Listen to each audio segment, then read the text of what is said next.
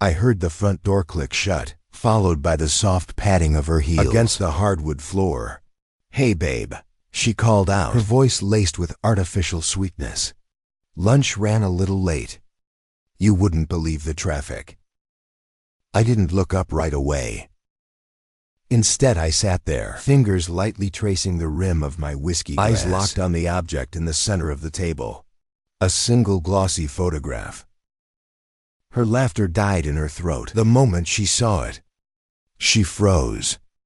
Her designer handbag slipped from her fingers, landing on the floor with a muted thud. Her breath hitched.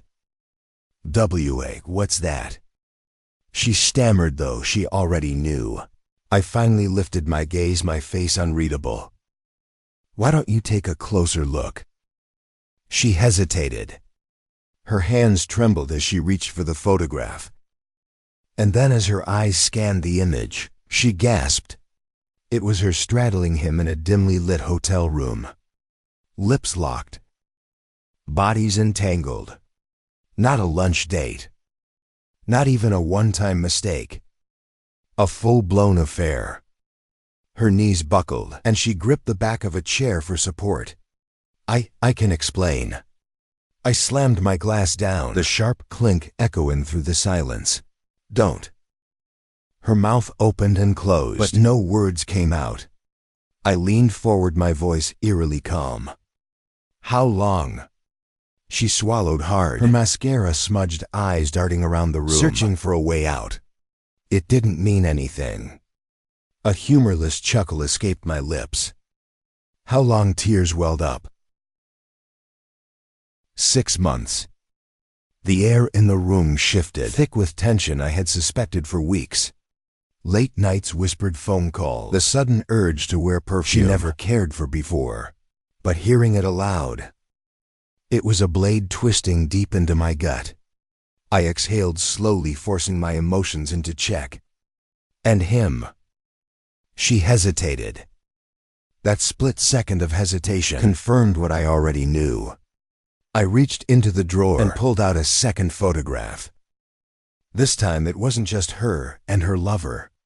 It was him and his wife. Her face drained of color. You told her." I took a sip of my whiskey. "Number." Her body sagged in relief. "Foolish." I tapped the edge of the table, drawing her attention to my phone.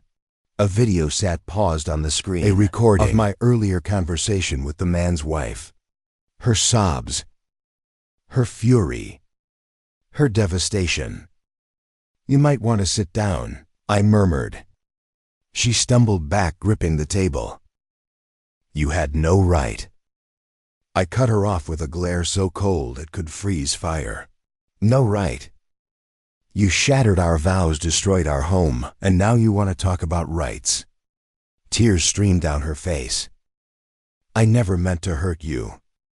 I stood towering over her. "But you did." She reached for me, desperate, but I stepped back. "Please, let's talk about this. Work through it," I scoffed. "Work through it? Like how you work through your afternoons in that hotel." Her lips quivered. It was a mistake. I held up the third and final photograph. A bank statement. A hidden account. Money funneled out of ours and into hers. My blood turned to ice. "You weren't just cheating," I said, voice laced with venom. "You were preparing to leave." She shook her head violently. "No, I don't lie to me."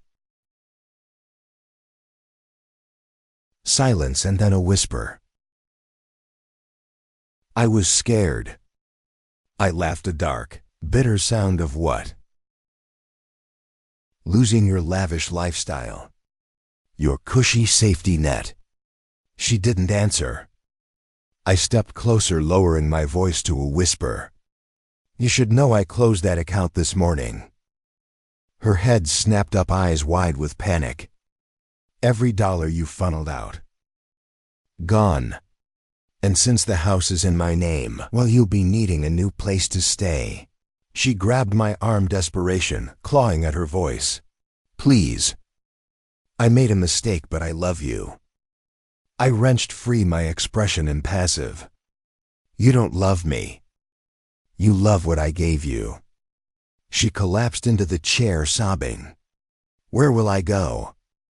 I walked toward the door and pulled it open, gesturing outside. That's not my problem. She looked at me, pleading. Please don't do this. I met her gaze, my voice colder than winter itself. You already did.